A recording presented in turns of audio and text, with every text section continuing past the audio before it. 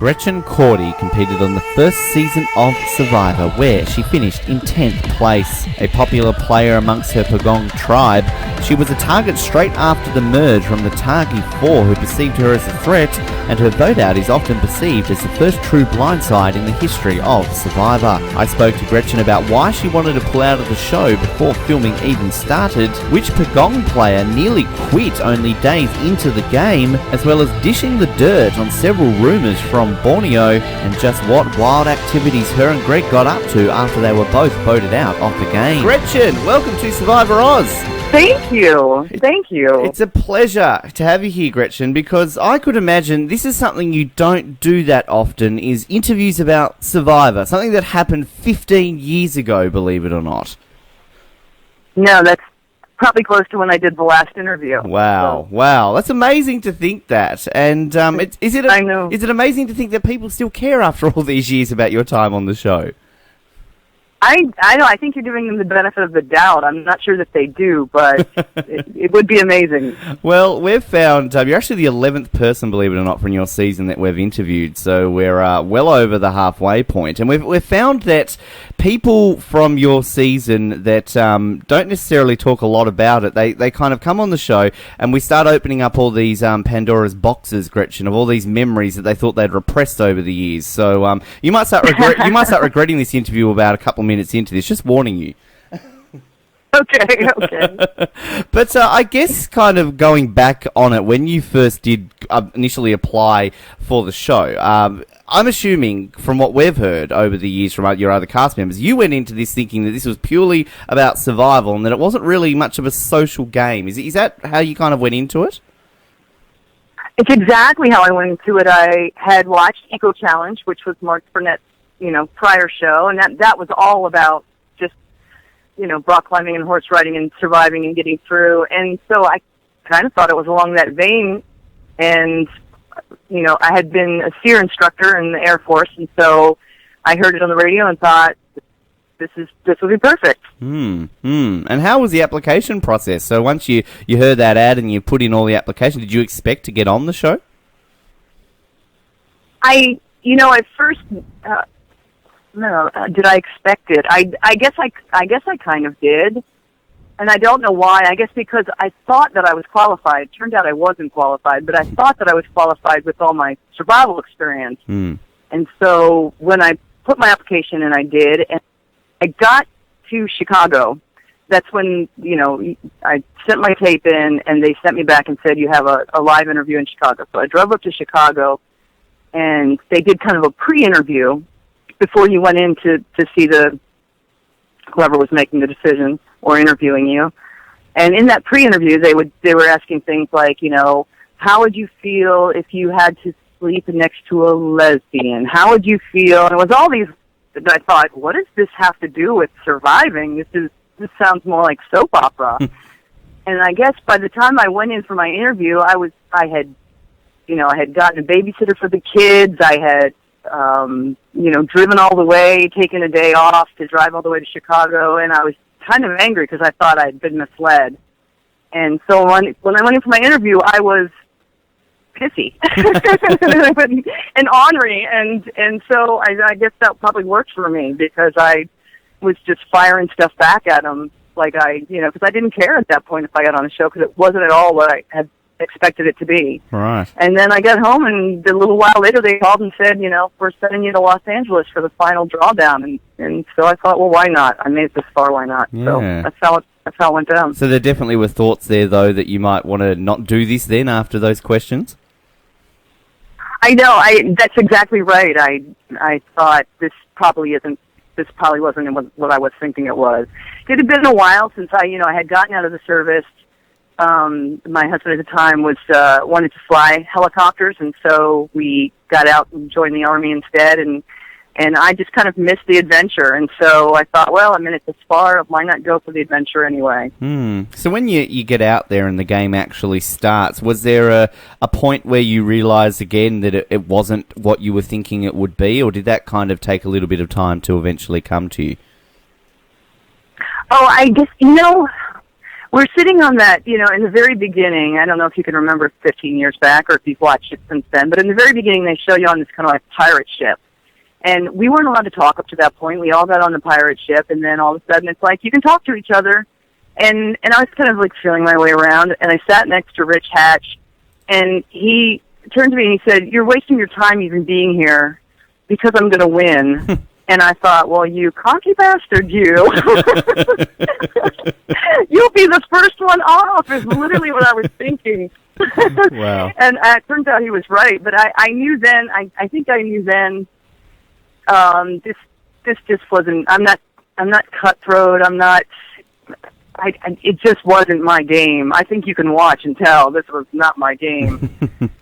It's fascinating, those early moments, because it's so iconic in the history of Survivor, just those opening scenes of you guys on that boat and getting to the beach and just how it all plays out. I mean, the scene where Jervis is on the beach stretching backwards with his arms out and celebrating you guys arriving on the Pagong beach, it's folklore now really in Survivor. But I mean, you guys had no idea at that point, of course, when that was happening, because this was very much a case of would this be a hit or would this not be? And clearly we know it turned out to be a bit of a hit, Gretchen.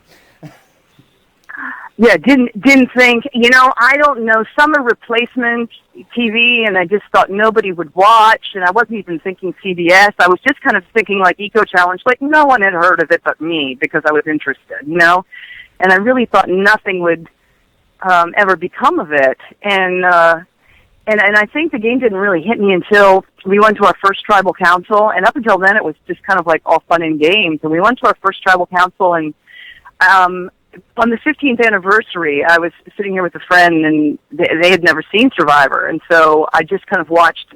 I looked on YouTube. Episode 1 wasn't available, so I watched episode 2, and that's the one where BB left, and he was shocked that I had voted for BB, and he said, "Why did you do that?" And I said, "Well, because I thought it was clear from watching, because I had been there, that we had all discussed it, and BB said he wanted to go. In fact, there was a point where he stood on the beach and fought with Mark and said, I want to use your cell phone. I want to call in a helicopter. I'm getting out of here." And Mark said, "You're welcome to go, but you must quit on TV. I'm not going to have you just disappear and cut you out and make pretend you were never here. You have to quit on TV." And BB wouldn't quit. He just wouldn't quit. So he said, I'm ready to go. And that's why I said when I voted, it was kind of a get out of jail free card, because, he said, vote me off. But when he went and we weren't allowed to say goodbye, and he walked down that pathway, and then, man, that hit hard. You realize that somebody's, whatever it was, and I don't think with BB it was the $1 million at all. It was just the adventure, and it was the challenge, but you're ending that for somebody. So even if it's not for the $1 million, you're just kind of like ending somebody's challenge. And yeah, that's when the game became real after our first tribal council. And I could imagine for yourself then that you're going into it thinking it's going to be this, amazing adventure, sort of like an Eco Challenge style thing. Were you even thinking about that $1 million in those early points? I guess I thought, I don't come from money, and I never had money, and I just thought it would be fun and interesting, but it wasn't. Like, Rich wanted the $1 million, Rich wanted them, and Jervis wanted the $1 million. There were people there that were there for the $1 million, and it would have been nice to have the $1 million, but it was not why I went. We found that a lot, I think, in these earlier seasons, and I think a lot of that's lost now in Survivor. I mean, you get a lot of people now who are massive fans of the show, who want to go out there maybe for more so the title of Sole Survivor, with the $1 million being a bit secondary, but you obviously have a lot more, I suppose, game bots now that are after that money, whereas, you sort of really had that in those early days. It was about the adventure more so than the money. Yeah. I heard Mark Burnett talk at one point, and he was saying, they asked him kind of about the first cast, and he said, I was truly looking for people that I thought wouldn't, because he even said this in an interview, he thought Americans were, kind of wussies and would not be able to hack it. And so he tried to pick people that he thought wouldn't walk away from the game. Like, we'd all get out there and he'd be left with an empty beach. And And I think that, those types of people, are adventuresome kind of people, are the people that will stay, even if they don't think they're getting the $1 million, even if you know that you're destined to be voted off, you're still hanging on. One thing I always like finding out about that first Pagong Tribal Council, and we've had this question a lot because we've even had Greg on this show. The first Tribal Council, there's been a lot said about Greg trying to vote out Jeff Probst, and there was kind of like a bit of a rebellious attitude at that first Tribal Council. Is that how it all went down? I mean, what actually happened at that first Tribal Council? I don't remember that at the first Tribal Council. I do vaguely remember that, Jeff losing control, but I don't think it was at the first one. I may be mistaken. It was so long ago. But I do. I know that we had no concept of what was going to happen. We had gone. I don't know if anybody else told you this, but instead of having us go directly across the island, we had to go around the outset of the island. The whole just on the beach line, which turned into rocks, and the tide was smashing against the rocks, and the cameraman fell, and BB fell. And by the time we got to the Tribal Council, I thought that was the most ridiculous thing, the most risky thing that they had done to us to that point. And so we all kind of had an attitude that we were a little bit rebellious when we got there to begin with. Like, that's not going to happen again. And from that point forward, we didn't go around the beach. We went, if we went to Tribal Council, we went straight through the island. But I know they were trying to wear us out and that we'd be all emotional when we got there, but I think it worked against them. We were just ticked off. Even the camera people were ticked off. It was dangerous.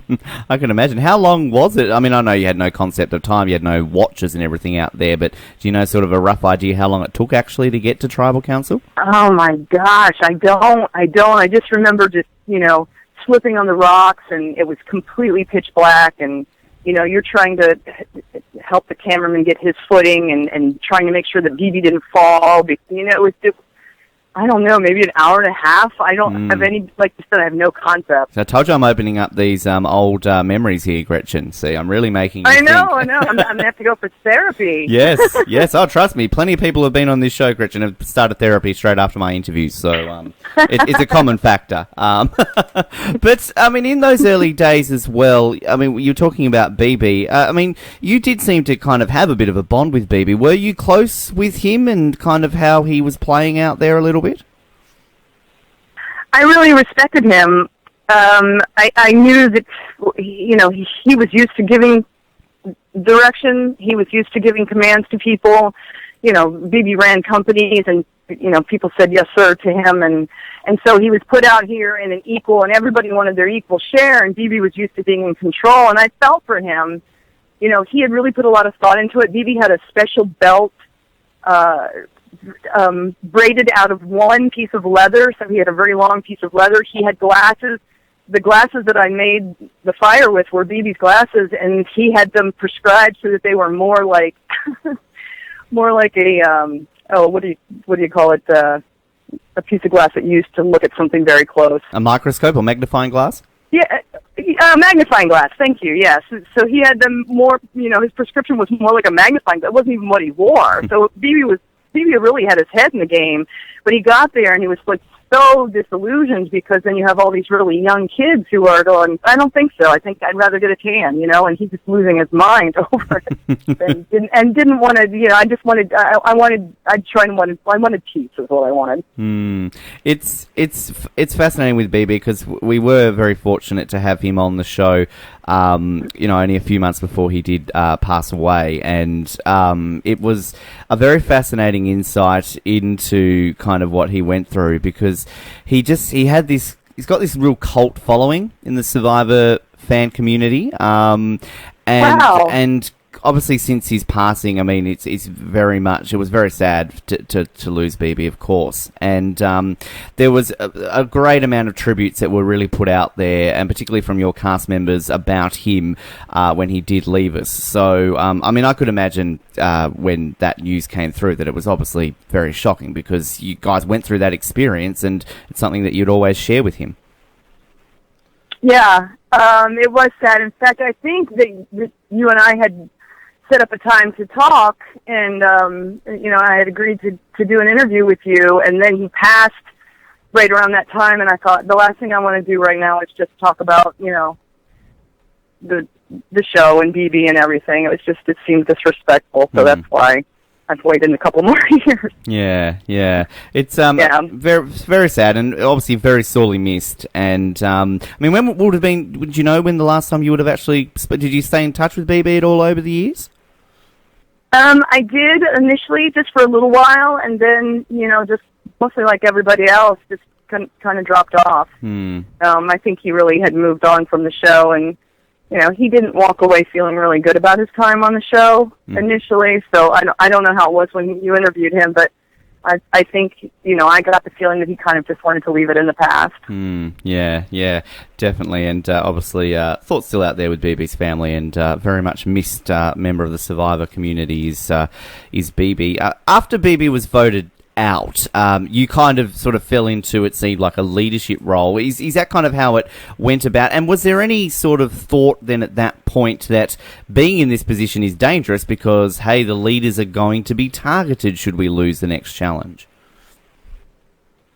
I never felt like my team was gonna target me, and in fact, I don't think I ever got a vote from anyone that I was that was on Pagong, not until we did the merge, and so I didn't feel that way, and I just felt like, I don't know, I think the survival instructor in me kicked in, and it was, move the, tie the ropes, move the shelter, it's just kind of like point A, point B, point C, and I didn't put any time at all into thinking, okay, here's some strategy for this game. When people watch and go like, what a doof, they're absolutely right.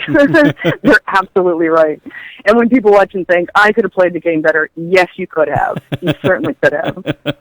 Well, it's so interesting with that because, it's kind of the long-standing opinion of Borneo is that it was Richard and the Targi 4, and that was kind of the alliance creations. But, we've had Joel and Jervis on this show a couple of times, and they've both mentioned that they tried to get alliances working on Pagong, but it was sort of Colleen and Jenna that really tried to block that. Is that, from your perspective, true? Were they trying to work things out, and yet people just weren't interested in forming alliances? I think Rich and Kelly, I think people from the other team, Tagi were really good at, when we would get together, trying to work like, when you get over here, you can be on our team. They were really working it, and I think that when people said that they weren't really looking to get an alliance going, I think they were thinking in the future, like, when I get over there, I don't want to get an alliance against Rich because Rich is going to pull me in when I get over there. So I think that was part of it.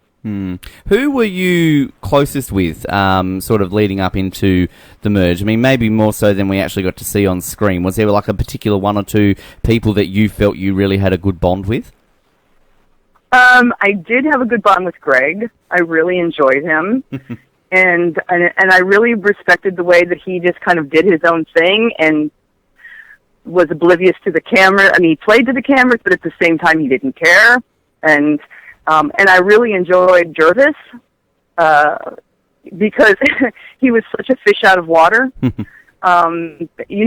Literally, when we were on the boat, he said to me, I can't swim. And I said, you are kidding me, because I knew I could see the two rafts lashed to either side.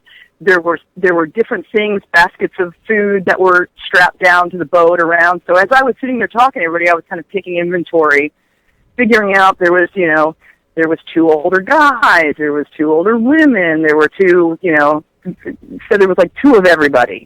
And I figured we're going to be two teams. I'm figuring all this out in my head, and so when they put us into teams, I said, okay, so here's the lowdown. They're going to knock these rafts into the water, and we're probably going to have a certain amount of time to grab some stuff. And that's when Jervis said, I can't swim. I'm just going to let you know right away. And from the first moment, he jumped in. Our stuff was floating away, and he jumped in even without knowing how to swim. I thought it was, I I very much respected him and how hard he played. Yeah. Did you manage to watch his second season when he played a couple of years ago? I didn't. I should go back and watch it now. I didn't. Yeah. Do you know how he went? I don't want to spoil it for you if you don't know how he went. No, I don't. Okay. I have no idea. All right, I won't spoil it for you. But, and also, I don't know if you're aware, Kelly Wigglesworth is literally out there right now as we record this, filming season 31. She got selected to come back after 15 years. I don't know if you were aware of that. I just was, only because I just started a Twitter account, and then I saw, I hooked up with the rest of the world, and I found out what was going on, and I see that she was selected, and I think she'll be really good. I have high hopes for her. Yeah, definitely. Huge Kelly Wigglesworth fan. I am, at least. And it's going to be fascinating to see, because it was fascinating to see Jervis. I mean, at that point, it was 26 seasons later coming out and playing again. And, yeah, for Kelly now, 30 seasons, basically, to come out and play again. Is that something that's ever crossed your mind, the fact that you could get that phone call to come back and play again for a second time? They've called me, I think, 3 times just to see if I had any kind of level of interest, and then I said yes each time, and then all times it didn't go anywhere. And I didn't expect it to, because I know I'm not, I wasn't, like I said, no one wants to see me naked, and there's not that much drama, and I'm not a good player, so I don't, to have me back would just be, I don't know, for old time's sake. Do you know what seasons they would have been for, or how long ago it has been since they've actually called you to come back? One wasn't that long ago, and it's when they were bringing the friends and family, because they asked about who in my family, and I said, it would definitely be my daughter. She would be a player. That girl would be a player, and that would make me play, because anybody that tried to do anything to her would bring out the mama bear in me, for sure. You should definitely, well, that's Blood vs. Water, and that's the season that Jervis is on, so I highly recommend watching that, because elements of what you just said definitely come into the game, so just... yeah, that one I think would probably be interesting. Yeah, very much, and I'm assuming you would have gotten that call for the first All-Stars, because I would assume that you would be one of their top 30 odd that they'd want to come back. Why would you assume that? Look, I analyse and think all this stuff through, Gretchen, and look, again, you're quite the popular player throughout Survivor history. Well, we'll get to that. We've got a long list of questions for you. Okay, all right. One thing I do have to bring up, the cow comment from Joel and Jervis. We all saw how it all played out. From your perspective, was it automatically assumed that was it Joel that said, Joel kind of got the fall for it, didn't he, in the end?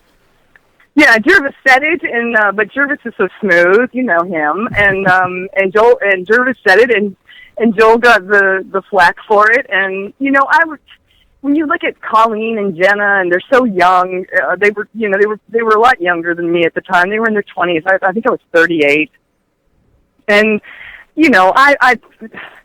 I've worked in all male environments for most of my life, and that's certainly not the worst that I've heard. It didn't bother me at all, but it was part of the game. So that didn't. Yeah, I thought it was pretty stupid to say it. But I thought it was pretty smooth of Jervis to just kind of deflect it, and all of a sudden Joel's taking crap for it. So Yep.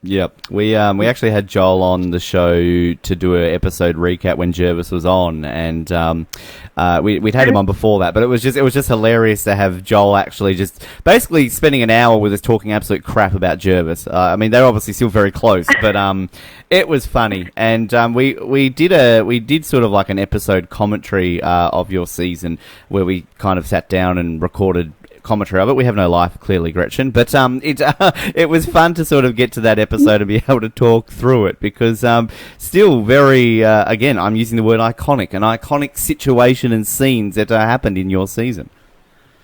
It was, and I think that, I think the best part about it is that, that Joel didn't know how to not take the flack, and all he had to say was like, "Excuse me, Jervis is the one who said it." Yes. And it just kind of, it was kind of his partial demise. Well, the merge comes along, and you were sort of saying before about how Kelly and Richard and all that were sort of trying to work things out. When the merge came along, who was it? Richard was really approached you, because from what we've gathered from Richard automatically perceived you as a huge threat, and that kind of comes down to the fact why you were that first person voted out. You know what? Going to it, had we formed an alliance, you know, not everyone on their team was on board, and we could have gotten everyone on our team on board. We could have. And we could have taken control right then and picked them off one by one. And that I know, but we didn't, and that's history. Richard was he was really good, but I knew that, you know, I knew he played a good game. I let it fall at that point. There was something that just didn't sit right with me about the whole game. It's funny, because that night that I got voted off, you know, they take you back and you sleep in this little tent, and it was just all such a big mind game. And so I got up and I started walking up and down the beach, and there was a guy with a machine gun there, some kind of automatic weapon, and I'm like walking up the beach, and all of a sudden the sun's coming up, and it's illuminating something in the forest. And so I walk over towards the forest, and what I'm actually seeing, unbeknownst to me, is the backside of the tribal council. Wow. And I had only ever seen it at night, walking through the woods with the fire, and, you know, Jeff lit up, like, from the front, and it's styrofoam. It's these big styrofoam pillars, and I remember thinking to myself at that moment, this was this moment of clarity where I think, oh, it's a game, you know, it's a game, and I thought, well,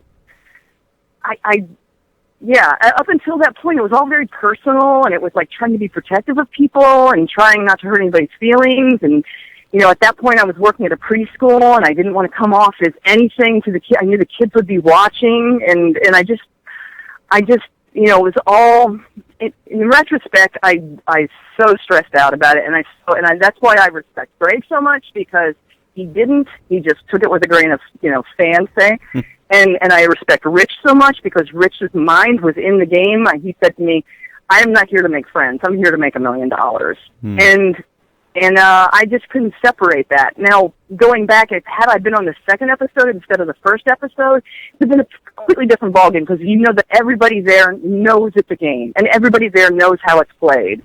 But in the first one, it just seems so personal to everybody, to Sonia and to BB and to, you know, to Jenna. It just seems so personal that I just got caught up in it. Yeah. So, yeah. And, I mean, it's your vote out is pretty much considered the first blindside in Survivor history, and we all remember your sort of iconic moment where you just sit there and you say, it's me, and then you vote it out. It's me. It's me. Yes, I mean, it's me. did you have any idea that you were going that night?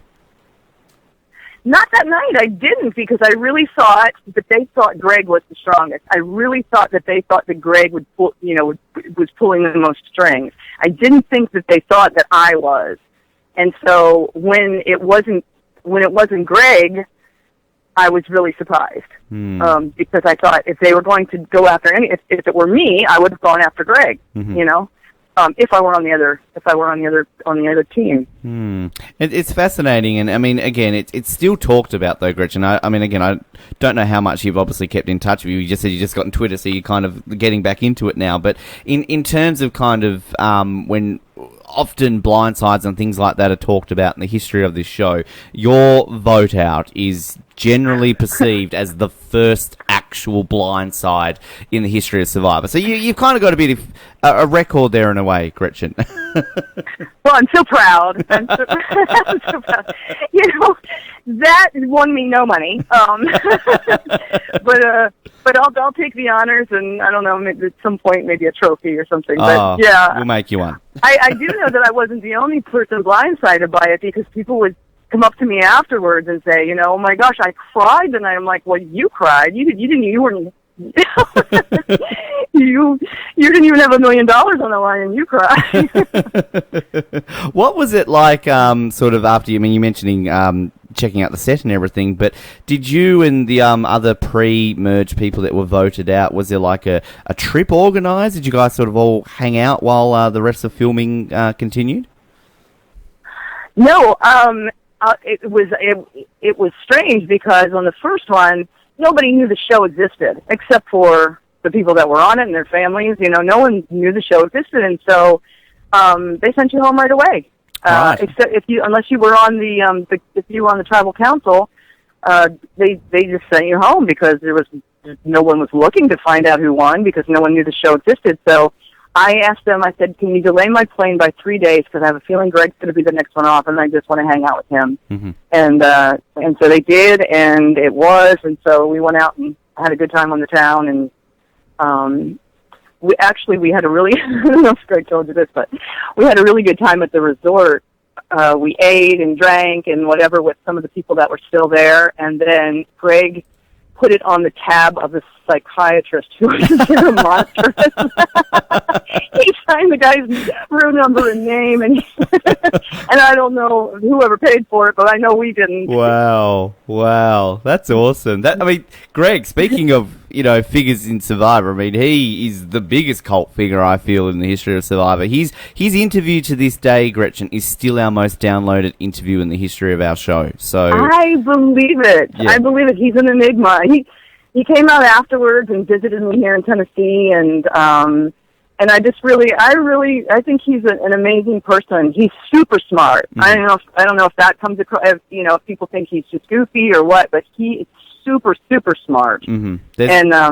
And when he talks to you serious, you can really tell it. And when he's trying to be funny, like the time he took his clothes off and just ran around the beach with feathers in his head, he's really enjoyable to be around. There's a video on YouTube, I think it's just called the Greg Buis Experience, and it only goes for about 5 minutes, and it's just a collection of clips from Survivor Borneo, and it's just hilarious. Every time I watch it, I crack up. And to me, the confessional where he's talking, and then all of a sudden he's randomly just like, "Oh, flying fish!" Like that to me is probably the greatest confessional in the history of Survivor.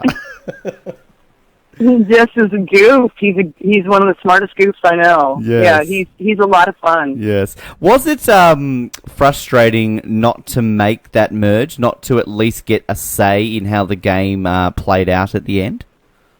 Oh, no. I always thought it would have to be Kelly and be like number 2 to have to wait around. Now I know everybody has to wait around now, but to spend all that time eating nothing and surviving and whatever, and then not win $1 million? No, I don't care. Well, had you made it, who do you think you would have voted for between Richard and Kelly? I'm sure that you've heard, which I've heard, I wasn't there, that there were some shenanigans going on and people lost respect for Kelly. Mm-hmm. And that's why Richard ended up winning, which, if you watch the show and you weren't there, and you don't know what was going on, you go like, wait a minute, why didn't they vote for Kelly?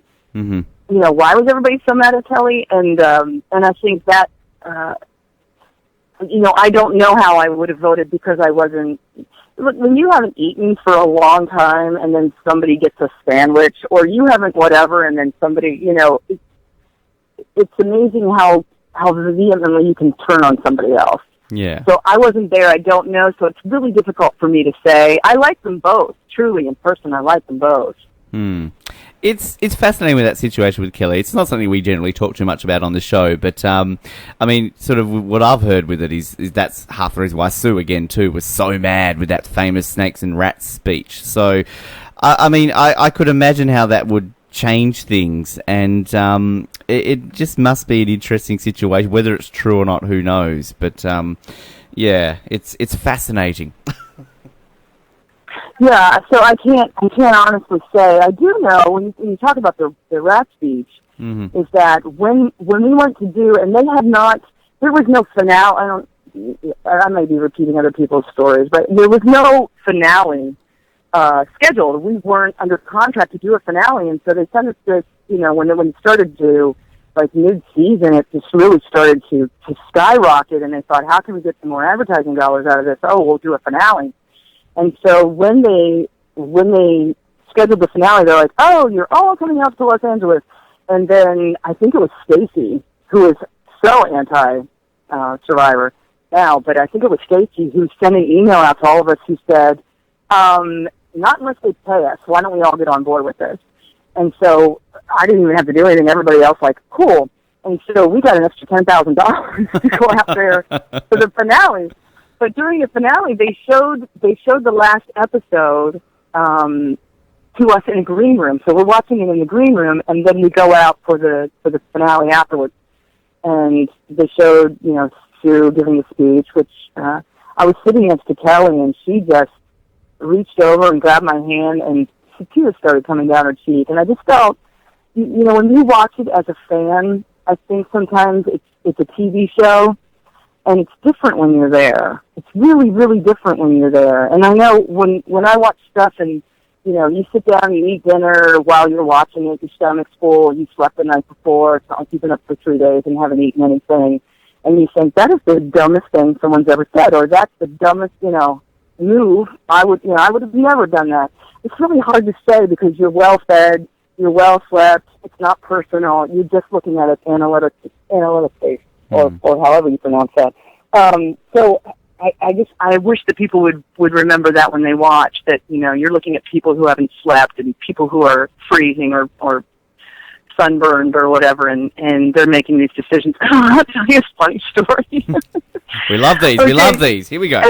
Okay, this one's on me, totally on me. I talk about making stupid decisions, but when Jeff was describing what we're supposed to do when we go up to the voting box, and he says, okay, so here's what you need to do. You walk up, you pick up the pen, you write so the camera can read, and then, say your piece about why you voted for that person, drop it in, and turn around and come back. Okay? And I'm a letter of the law type of person. So if you give me an instruction, I'm going to follow that to the letter of the law. So when he said, vote, or, write it so the camera can read, I'm writing these things upside down. so it's legible.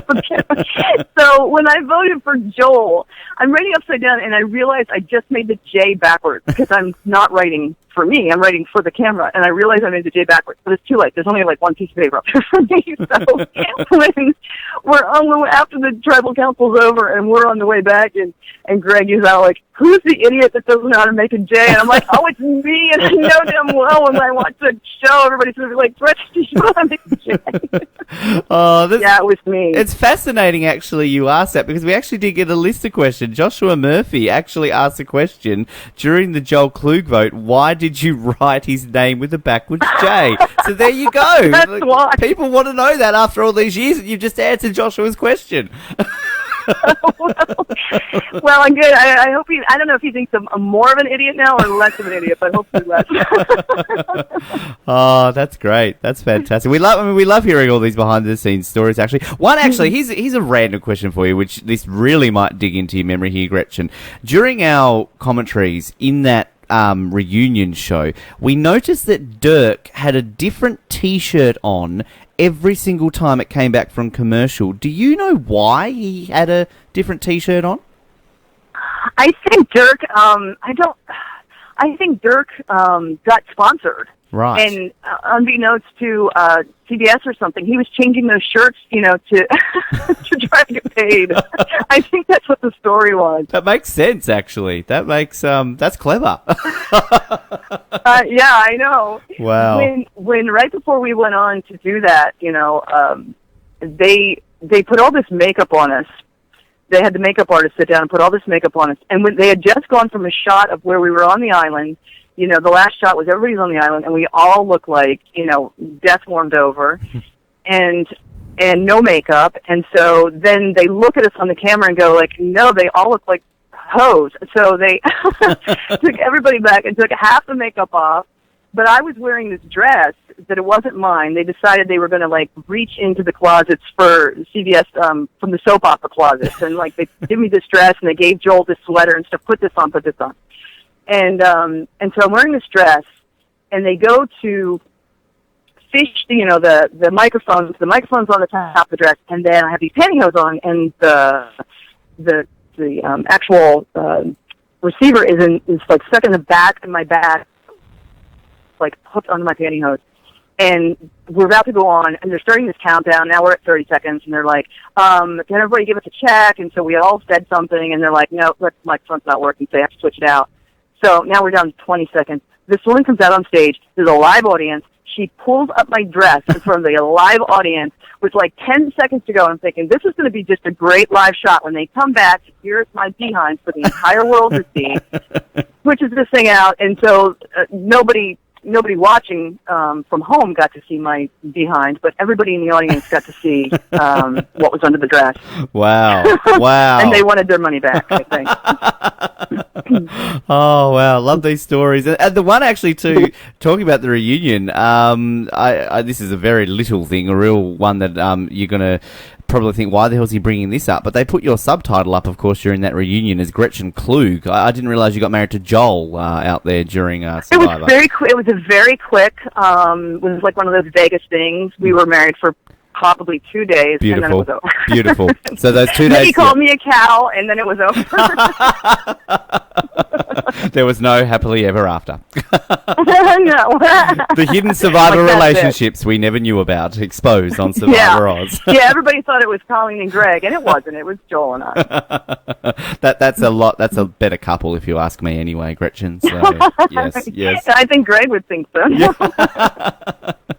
I mean, you talked about how they sent you home and kind of how, they had to create this reunion because it became such a big hit. I mean, the finale of Borneo was the second most watched show of the first 10 years of the 2000s, only behind the Friends finale. So I can imagine just the reception and everything that occurred after the season had aired was mind-blowing. I mean, how did you deal kind of with this instant fame that was sort of thrust upon you? Hated it. I hated it. It made me think of people like, Madonna or whatever, and that so it's exponential for her, and it's all the time, or, Katy Perry now or whoever. And I just think, how do these people even live? How do they even live when you can't think about, well, I need to go to the grocery store? Like, I'm one of those people that will just throw on a pair of jeans, nothing, and a hair and a ponytail and go to the grocery store. And then, I remember going to the grocery store with my daughter. It was probably after I got voted off, but a lot of people were watching then, and word had spread, because I live in kind of a small town comparatively, and I had bought ice cream and different things, and the line, people just wanted me to sign autographs and to ask me questions, and my poor little girl was sitting there, I think she was 8 at the time, just being patient as anything, but like the ice cream completely melted, and we'd go out to eat, and people in the next booth were like, that's her, and I like a little bit of anonymity, and you completely lose that. You completely lose it. So I know some people really enjoy it, but I would think that Jervis really, and I can picture him being somebody who is in the airport and just loves that people know who he is, and he's such a character. But me, I'd rather just slink around in some dark glasses. Yeah, it's fascinating actually, the stories that both Jervis and Joel told us what they got up to with their fame. So they certainly reveled in it, I feel, Gretchen. But I mean, how did that last a long time? I mean, does it still last? Are there still occasional, hey, Gretchen from Survivor? It's very rare now, and I'm really not known as Gretchen from Survivor anymore. I'm known as Gretchen from Q108 because I do a morning radio show here. So in this town, that's I think most people have forgotten, or it's passé that I was on Survivor, and it's more like, oh, that's the girl that's on the radio. But they don't know what I look like most of the time. So that's what's cool about being on the radio. It's a blessing, isn't it? It's just your voice. That's all they need. Yeah, to know. it is. Yeah. It is. Yes. I mean, I'm sitting here naked right now, Gretchen. Just, it doesn't matter. Yeah, me too. Well, there you go. Look at that. We're bringing out our inner Richard Hatches. We're celebrating Borneo. Yeah. So, yes. He's right here next to me. Oh, fantastic. Well, I've got Colleen next to me, funnily enough, actually. So, wow. how these things turn out. But, I mean, I guess kind of, you said you're on Twitter now. So, clearly a lot of Survivor fans are probably tweeting you out, hey, Gretchen, how are you going? People that people, when I would follow them back, they would be like, "Oh, I'm so honored." And I'm like, "Oh my God, it's nothing. I'm honored that you even remembered who I was." So, well, when we get to these lists of questions, I don't have a Facebook page. People think that I do because somebody put up one. I don't know if it was CBS or something. It's got like an old picture on it, and I'll have people say to me, why didn't you answer my friend request? And I said, I don't have a Facebook page. So there's a Facebook page with my name on it. I have no control over it. Yeah, I think somebody did that for all of the Borneo contestants, because I know kind of when we've tried to track down people for interviews, we often use Facebook as a searching point, and I think it's pretty easy for the most part, if you've got a brain in your head, I guess, to realise what's fake and what's real. And I think I've seen the one that's of you on there, and it's definitely not real. Clearly, you've just confirmed it. No, I have no control over that. Yes. Have you stayed in touch with many of the people from your season over the years, or maybe some other people from other seasons at all? I used to hang with Mitchell Olsen from. He is so funny. I don't know if you interviewed him, he is a blast. And from my season, I've talked to. In fact, we had planned to get together, and it just kind of fell through last year. But I've talked with Jenna and Jervis and Joel. And Ramon has come to Nashville, and I've gone down and we've had dinner together and had a really good time. She's great. She really is great. So I have, here and there kept in touch. I've talked to Greg a couple times by email. Beautiful, beautiful. How's the Colleen sightings going on? Everyone in Survivor wants to know if she's still around, because she clearly has just shunned Survivor and hasn't been heard of since she was in that movie with Rob Schneider. I don't know. I haven't heard from her either. I said to Greg when we were all planning to get together, I said, do you have any contact information for Colleen? And he said no, and I don't think she'd be interested anyway. So. Yeah. No, we've had a few contacts here and there, and we've spoken to like her old manager and all this sort of stuff, and all been very civil and nice. But yeah, she's completely done with Survivor. And I think that's probably going to stay the case for a very long time. So if it ever happens, if we ever somehow get Colleen on the show, go us. But don't think it's going to happen, Gretchen. We're satisfied with our Gretchen Cordy interview anyway, so that's good. Yeah, I was going to say, goodness gracious, for my chopped liver. Yes, no, I don't want to completely shun you here. I mean, I've postponed this a couple of times. I am the worst date ever, so yeah. You are the worst date ever. Yes. So I'm just living up to that reputation right now. Now, we'll get into these list of questions and wrap it up with our final set of questions in just a moment. But you've sort of alluded to the fact that you haven't... I mean, I'm assuming you don't watch Survivor anymore. I mean, when was the last time that you probably watched it? Did you watch it much longer after your season? No, I watched the next one and then a little bit of the third one. And when it got, and I don't want to make a commentary on, and I don't even remember the names, when it got to the point where the girls were taking off their clothes for peanut butter and chocolate, I thought, okay, now we've sunk to new levels, and I was pretty done at that point. Yep. Have you rewatched your season, or is it kind of you watched it once and that's it? I watched it once, and then I just on the 15th, which was the anniversary, or the 15th anniversary, I watched episode 2, and that's when where BB went, and we ate the bugs, and that's all I've seen in 15 years. Wow. So you don't even own the DVD? No, I auctioned it off for charity. Ah, right. Okay. I auctioned everything I had, so I have really nothing left from Survivor. I just different charities will contact you and say, do you have anything from the show? And I'll be like, this is what I have. And the last thing was my bathing suit. And that was it. Ah, fantastic. There you go. We like hearing that, and we know a lot of people have sort of done that with a lot of their items, because there are still plenty of these annual charity events that do it, and have a lot of contestants donating items or attending these events. So clearly, there's still a lot of need out there, I guess, for these items and things like that to raise money, which is great, because obviously it's benefiting good causes. Yeah, and I just figured, my notoriety or fame or whatever you want to call it was going to be so short-lived that I would just hit while the iron is hot. And anybody that asked me to do anything in that year following, I did. Mm-hmm. And it got to be a bit much, but I thought it's going to dwindle and turn into nothing, and then so I got to do it while I can. Yeah, it was fun. Indeed. And just quickly, I mean, obviously you mentioned we know you're a very successful radio host, Gretchen. What else has happened in your life over the last 15 years? Can you give us a bit of a summary about everything you've been up to? Oh my gosh, my son is going through.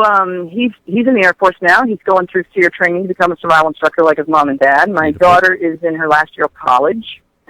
and I live in a log cabin, and just been on the radio, and that's basically it. Fantastic. How did you fall? That's it in a nutshell. Was radio something you'd always wanted to do, or was it kind of just something you fell into?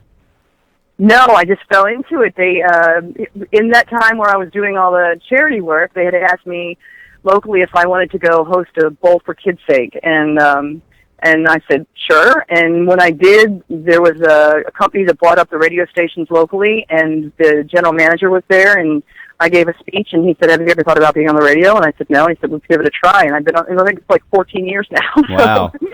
So the rest is history. Fantastic. So you're used to those early mornings then? Oh, never.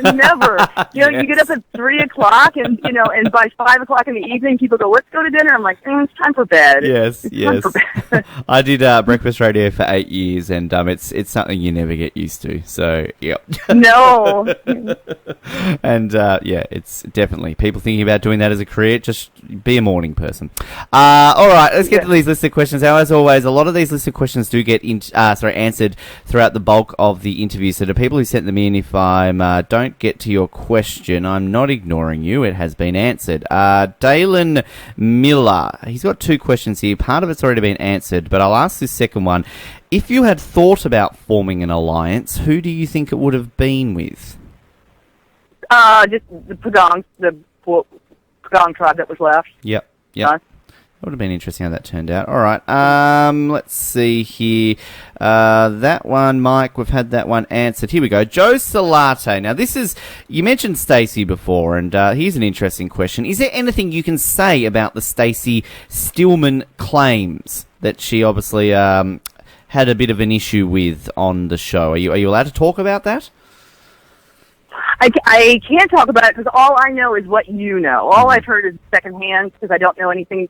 I wasn't most all the problems happened with the other tribe, and she was on the other tribe. So everything that went down that was always questionable was always happening with them. So everything I know is secondhand. So I can't really comment on the validity of that. I just know she is unhappy. That's all I know. Well, we reached out to her to come on the show, and she politely declined, and it's clearly obvious why. Even after all these years, she's obviously very much not something she'll talk about, and we respect that. So, if it ever happens one day again, it will happen. Johnny Acosta... no, that one's been answered, actually, Johnny. Thanks, Johnny. Now, Noah Groves asked, I sort of touched on it before, your thoughts on Kelly returning. Do you feel, though, that you might catch a glimpse of how Kelly goes on this upcoming season? I might watch the next one. I really might. Just to see how she did, and it's been a long time, and just to see where the show's gone. Because I have no idea, and the people that they call back that have played before, I don't know them from Adam, So it would be interesting for me because I have no prior knowledge of how anybody acts or what they've done in the past. So I might watch it just for fun. I think Kelly's a bit in that similar boat because we've had her on a couple of times, and she kind of, similar to you, just hasn't really watched it since it was on. And I mean, she lives in Mexico, like on a beach, like she's living Survivor every day. So it's going to be fascinating to see how she goes. Matthew says, do you feel that other TV shows such as Naked and Afraid or Utopia would have been better for you? I think, I do. I mean, like I said, like we've all acknowledged, that game is just not it just wasn't for me. However, I mean, I still have my survival skills, so, I could have, if it was all about dropping you off on the beach and seeing who could, pull themselves together and last the longest, which would have made for a very boring show, I think I'd have done really well. It'll be interesting. Jacob Buck, Gretchen, can you give us any behind the scenes on the exciting merger episode? Okay, so on the merger episode, when we went over to their side, which I really think should have been a neutral, and I think we should have started from scratch, but we went over to their camp, and their shelter was falling apart, just completely falling apart, because nobody knew how to tie a knot. So I spent the whole day tying up their shelter, slept that night. Rudy, God love him, off the show, he is amazing. And if I were watching as a fan, I would have loved Rudy. But Rudy on an island, stealing food and kicking you in the head, I'm like, Rudy, because we all had to sleep in the same shelter, and it just wasn't big enough. And I like, Rudy, you're kicking my head. I thought he was kicking my backpack, he was kicking my head. And he said, yeah, you're in my spot. That's Rudy. But yeah, I remember being on the beach that night, or that before we went to tribal council, and just thinking, you know what, if I'm not going to go all the way, I hope I go tonight. I was really done at that point. Mm-hmm. I was done, and it was getting nasty, and I was ready to go home. Still surprised, but ready to go home. And so there was really no behind the scenes. I mean, I had a nice long talk with Rich. We talked about, his personal life and just not anything. Not like, hey, do you want to be on our team, or let's go all the way, or anything. It was just personal talk, and I liked everybody. I even liked Sue. I liked everybody on there. So it was, but believe me, I was ready to take a shower. Needed to shower. I can imagine. Thanks, Jacob. Let's see, Rob Seklow, what would your strategy be today if you went back on Survivor? It would definitely be different. And like I said before, knowing that everybody knew going into it what happened and how the game is played, and they're watching out for it, and it wouldn't be personal anymore. So I would definitely play a harder game. I would look to form alliances and weasel around. It would be a different game. I don't know still that I would be able to win it, but I would play much differently. Well, on that, Shannon Fixler, this is an interesting one here. This is what Shannon says. He says, you had so much potential in all three elements of the game, but obviously played on the first season when no one really knew what to expect. In my eyes, you are the perfect player to go far in a modern season of Survivor. Looking back at your game, knowing how it is played today, are you proud of the way you played?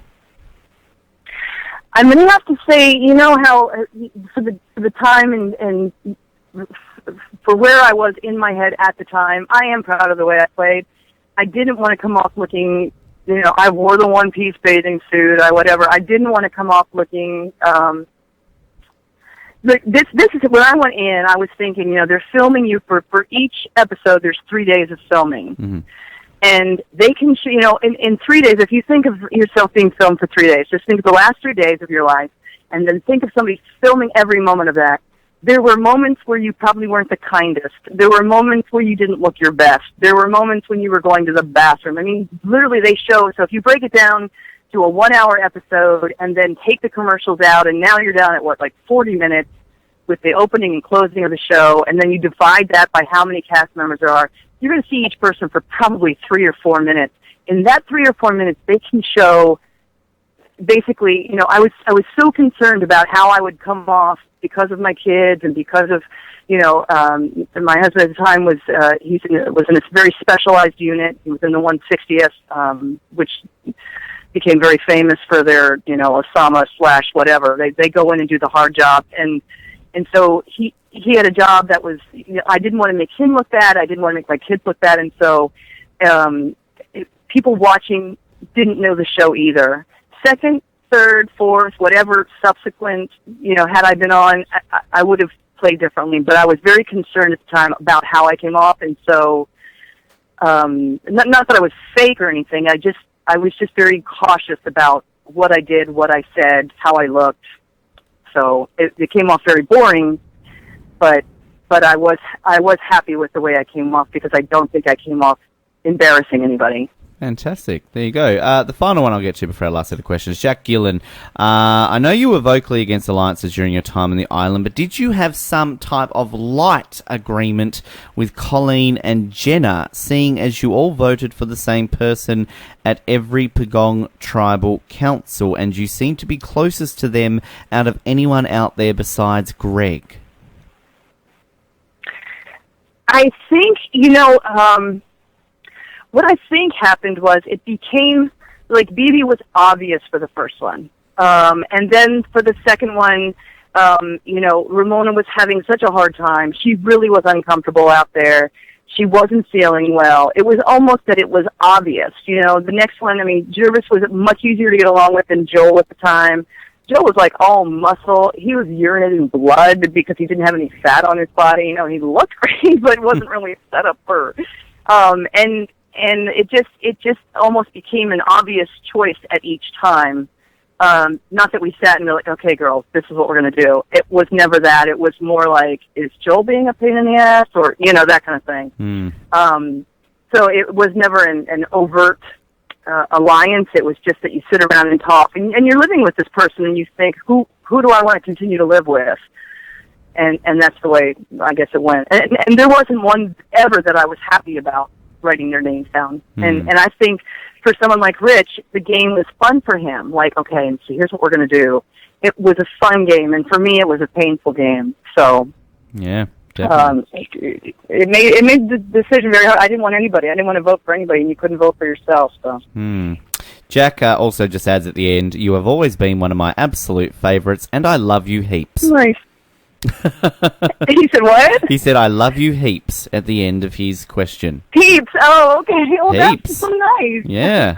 Not just I love you heaps. So very nice. It's very honest there. All right. Thanks everyone who sent questions in. As always, SurvivorOz.com. Check out who we've got coming up on the show, and you can always have your say with our guests. Now, just quickly, Gretchen, before I let you go, we always wrap it up with a set of 5 questions. Now, because you haven't watched too much Survivor over the years, you can kind of keep your answers maybe central to your season.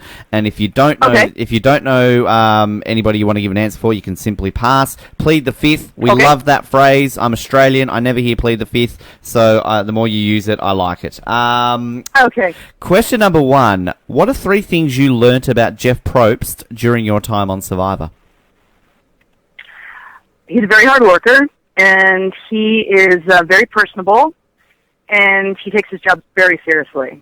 It would have been fascinating to, see him in those opening days. I mean, you know, no different, but it's always fun when you ever go back and watch your season, compare Jeff to back then to now. I mean, he's offering you guys to stay at Tribal Council to stay dry from the rain before you go back to camp. Now he's just like, go back, go away.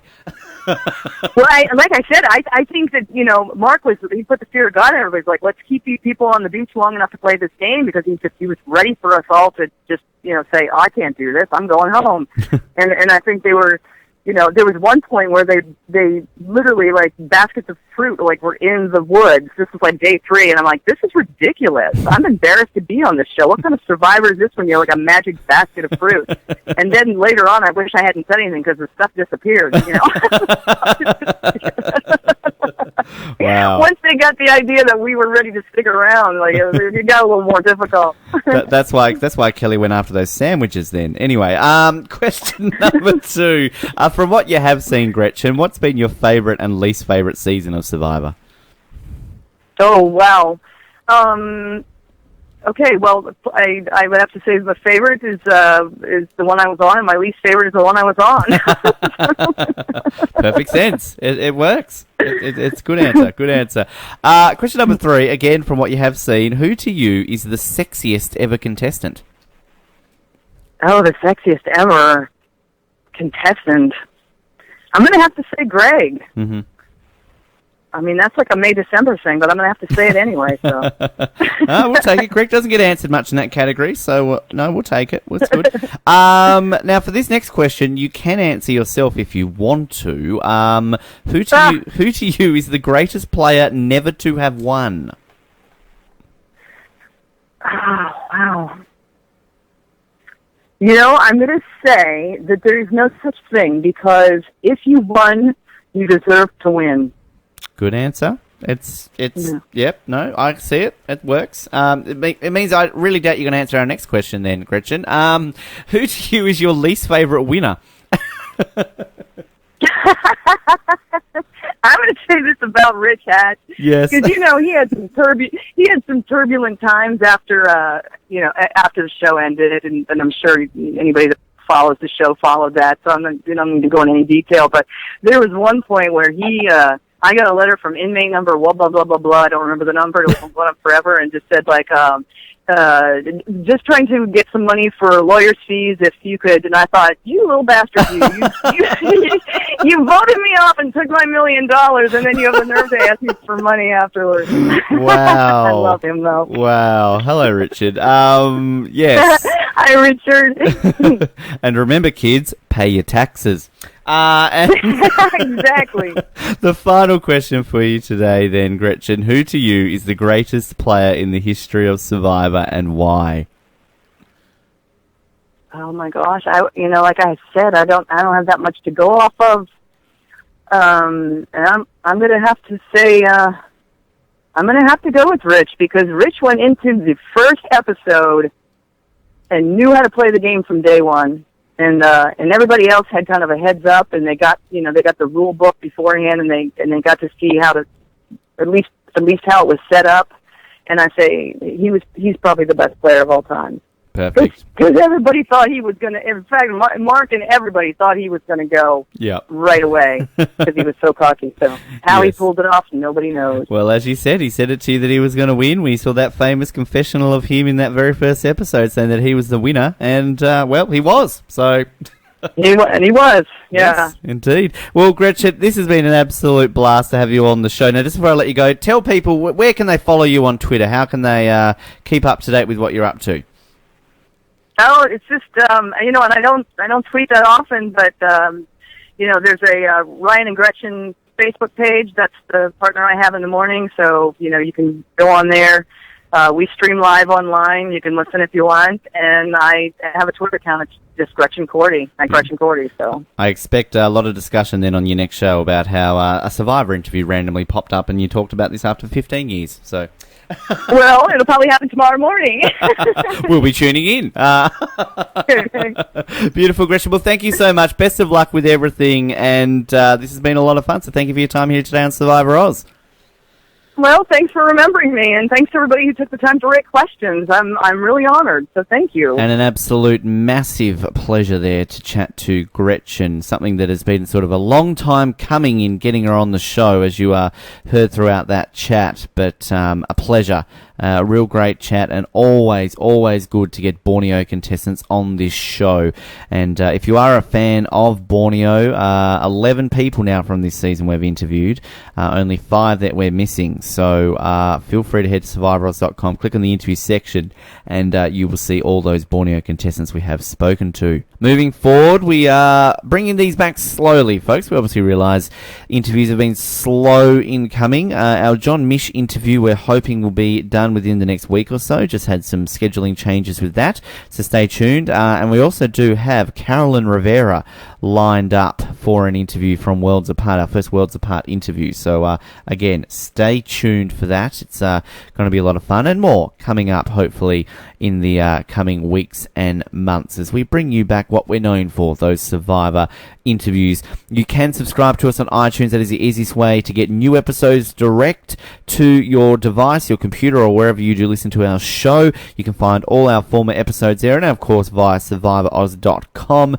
We are on YouTube, and we are on Twitter, where you can follow us on there to stay up to date. You can like us on Facebook, and send us in just a random note in a bottle. Somehow can find its way to us, and we'll be able to chat to you that way. Always appreciate the support, sticking with us, I should say, through thick and thin. A lot to come also in 2015 in terms of Survivor. Second Chance Cambodia is also coming this year, and that's going to be absolutely massive, and we'll be providing you with very in-depth coverage, as we do throughout every single season. Thank you again. My name is Ben. The Tribe has spoken on Survivor Oz, and we will speak to you next time on The Trains.